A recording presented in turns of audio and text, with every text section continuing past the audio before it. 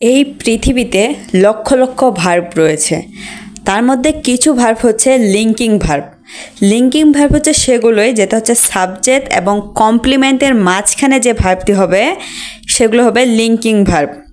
এখন সাবজেক্ট তো আমরা জানি, কিন্তু অবজেক্ট এবং কমপ্লিমেন্টের মধ্যে আমাদের সমস্যা তৈরি হয়, যার কারণে আগে আমাদেরকে কমপ্লিমেন্ট কি সেখানে ক্লিয়ার হতে হবে, তাহলে লিঙ্কিং ভার্ব পানির মতো সহজ হয়ে যাবে। এক নাম্বার যে সেন্টেন্সটি রয়েছে সেটা হচ্ছে সি লুকস বিউটিফুল। কমপ্লিমেন্ট হচ্ছে এই যে সাবজেক্ট সম্পর্কে কি করবে, ব্যাখ্যা করবে।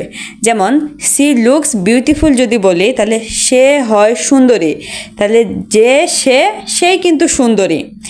আই হ্যাভ এ কাউ, তার মানে আমার একটি গরু আছে, তার মানে যেটা আমি সেটাই কিন্তু গরু না, আমার একটি গরু আছে। তাহলে এখানে কাউটা কি হচ্ছে, কাউটা হচ্ছে object.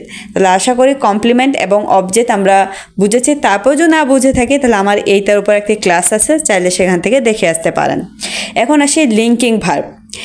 M, is, are, was, were, become, remind, stay, appear, seem, sound, look, smell, taste, field, এগুলো হচ্ছে লিঙ্কিং ভার্ব। তবে সাবজেক্ট এবং কমপ্লিমেন্টের মাঝখানে থাকতে হবে। যেমন আসি, হি ইজ ভেরি গুড।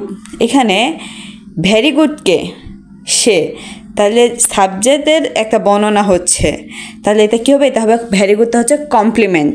তাহলে আমরা কেন যে সাবজেক্ট এবং কমপ্লিমেন্টের মাঝখানে যেটা থাকবে সেটা হচ্ছে লিঙ্কিং ভার্ব। তাহলে ইজ এখানে লিঙ্কিং ভার্ব।